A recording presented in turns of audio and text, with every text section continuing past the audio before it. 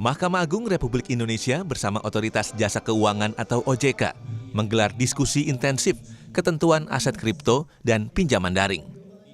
Kegiatan yang berlangsung di Jakarta, tanggal 6 hingga 7 Agustus 2026, diikuti Hakim Agung serta Ketua Pengadilan Tingkat Banding dan Ketua Pengadilan Negeri se-Jakarta.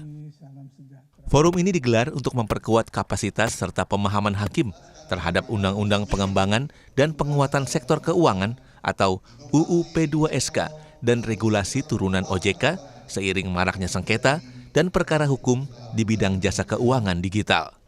Ini sebenarnya ada perkembangan yang signifikan dengan undang-undang yang baru ya, terkait dengan P2SK tersebut ya, terutama berkaitan dengan aset kripto dan juga pinjaman daring ya, pindar ya. Ini bagus sekali dan bagi hakim memang harus mengikuti perkembangan tersebut karena pada ujungnya nanti pasti kalau ada masalah pasti ke pengadilan dan bahkan sampai Mahkamah Agung biasanya kan. Ini ya. Kepada Mahkamah Agung.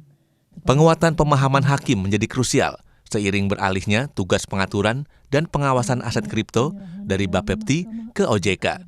Selain itu, UU P2SK juga memperkuat landasan hukum layanan pendanaan bersama berbasis teknologi informasi, khususnya terkait perjanjian elektronik, pembuktian digital, hingga perlindungan data pribadi. Bagi kami, kolaborasi ini sangat strategis dan sangat penting karena perkembangan sektor jasa keuangan berlangsung semakin cepat, semakin kompleks, dan saat ini tentu yang kita amati bersama semakin berbasis teknologi. Tentunya kondisi ini tidak hanya menuntut pengaturan dan pengawasan yang adaptif, tetapi juga kepastian hukum, konsistensi penerapan ketentuan, serta pemahaman yang selaras mengenai karakteristik dan risiko sektor jasa keuangan. Melalui forum edukatif dan akademik ini, Mahkamah Agung dan OJK berharap terciptanya kanal komunikasi dan kemitraan berkelanjutan.